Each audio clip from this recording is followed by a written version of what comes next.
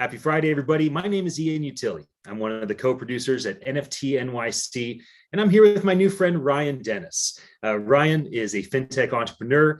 He does a lot of cool things in the blockchain space. We're really happy to have you with us at NFT NYC in a couple of weeks. Ryan, can you introduce yourself to me? I'm inquisitive. I want to know all about you and what you do in the space. Absolutely, Ian. It's such a pleasure to be here with you. And I'm just excited about the opportunity to, again, attend NFT.NYC, get back to the real world, and then talk about the fake world online, right? At the same time. So yeah, I've been in crypto for about 8 years. And I've just been falling in love with the space even more than I did originally. The first time my brother put $5 of Bitcoin in my wallet, and I ignored it for 2 years and checked back, it was 2,500. I've been hooked ever since.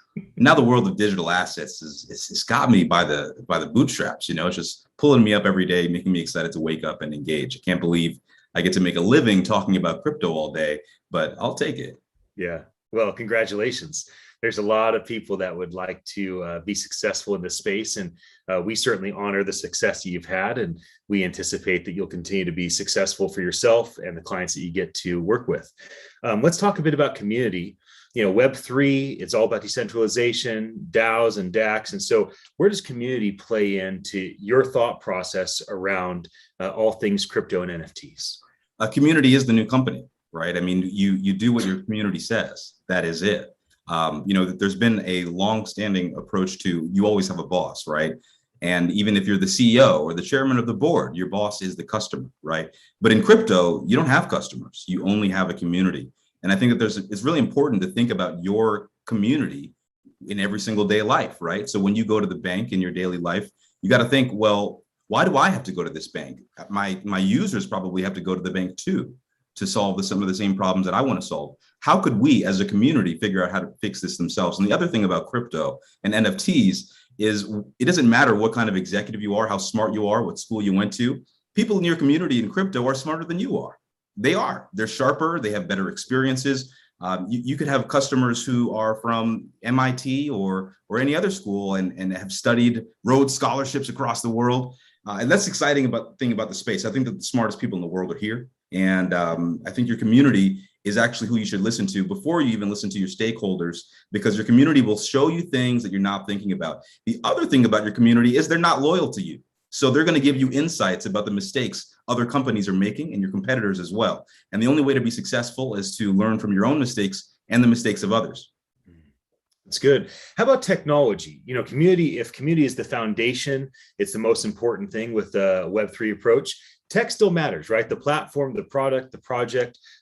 What's your mindset on the tech that's being built, and where you put your focus on when you're working with clients? I'm sure you're getting a lot of great answers to this question, right? But I'll point you to something that I think not anybody's talking about, which is your tech is only as good as your customer support, right? You've got an excellent product, but when I call you and I try to fix something, or I've lost $2,500 in my wallet, what do I do? If you can't help me with that, your product sucks. It doesn't matter if it's an iPhone. If I go to the Apple store and I can't get help, then the iPhone is useless, right? So I think people need to think about customer support, not robotic and disingenuous support that we've all gotten from traditional finance in the past, but the new thing, real people working in a department, having real conversations down to earth, just like a friend at a bar or a friend at a party or something like that, giving you great advice, but somebody that you trust, somebody that is actually more intelligent than you on certain subjects. So I think you can build the best product in the world, but if you can't support it with the same level of quality of user experience, then you really need to take a second look at your product and say, well, maybe this is all for naught. So the technology here in the space, I think everybody is thinking about how we can improve, how we can drive more change, how we can make it faster, better, how we can beat the competition. But at the end of the day, you're only going to stick with the company that is there when you need them. Yeah, that's right.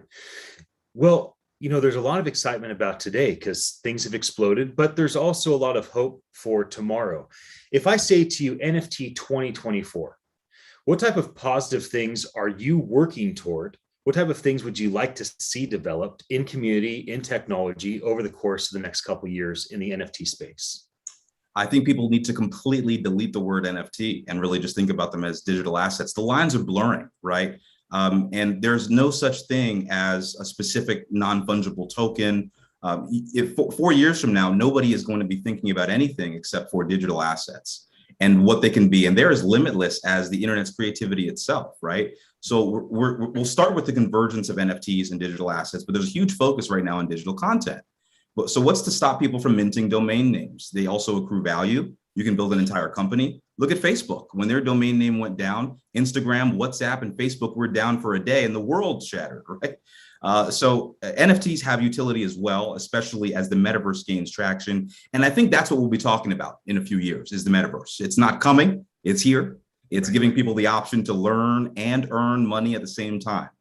And right now people are looking at Roblox or Axie Infinity, Fortnite, InView, and they're looking at all these different products, but anything else you can buy on these video games becomes a part of your real life because you have real life interactions in the metaverse. So yes, you have your regular life and you got to pay your bills, but in the metaverse, I think that's where social media is heading. I think that's where people will live. And I think if you are not looking for your tribe in the metaverse, you're going to be left out of the multiverse and maybe forgotten by the watcher. That's a Marvel reference for you. So I have two boys, 9 and 12 years old. We live in a treehouse. This is legit. There's a 150-year-old massive oak tree right there. And what's next?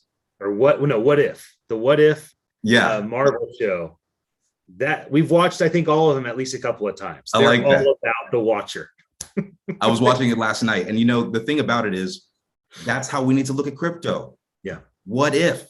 What if Coinbase just totally became a DAO, right? And what if everything was flipped on its head? We have to think about it. And every single thing, laundry services, taxes, everything needs to be decentralized. Everything needs to have more equality added to it because most of the infrastructure that we have is crude. And we try to pretend like we live on the internet. But at the end of the day, you still have to go to the DMV to drive a car, right? And get where you need to go. So why doesn't the DMV have some of the things that you come to expect when you go online? An easy to use experience, customer support that is fast and quick and live. There's plenty of people out there in the world that are looking for work. And I think that the crypto world with the smartest people in the world that I believe are working on these problems really have an opportunity of stop thinking so much about the 5 years in the future and look at your life today and what problems do you need to be solved. Again, your community deals with these same problems and there's opportunities in all of them on the blockchain. Well, I would like to keep learning from you. I'm glad that we'll both be in New York together. You're very, very articulate in terms of how you explain things simply and clearly. And you got my head nodding. That's right. I'm with it. This is good.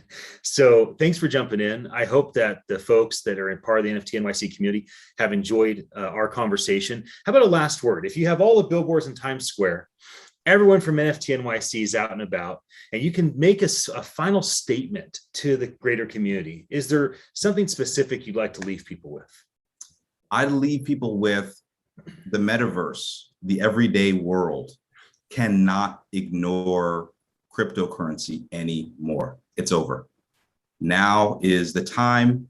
Grab the baton from the person in front of you, learn and pay it forward and become an educator on crypto today. Do not wait. I don't care if you haven't read anything. Start to educate others and yourself. Read those white papers that you have no idea what they say. And a year from now, all those connections will click and you'll be in the space crushing it. We need your help. There's a work shortage in crypto, and I can't wait to meet all the people at NFT.NYC. And I can't wait for the future. This is the most exciting thing in the world. And I thank God every day that I get the opportunity to work in this space. It really changed my life. Yes. Wow. Take it in, everybody. Take it in. Ryan Dennis has spoken. We need your help. That means your friends, your network, your peers. This is a great place to invest time, energy, money, intellect, vision, and passion. And Ryan, I'm grateful that that is exactly what you are doing. For those that are watching this live or those that see the archive of this, thanks for your attention. I'll be back again with another one of these live streamed interviews very, very soon. And Ryan,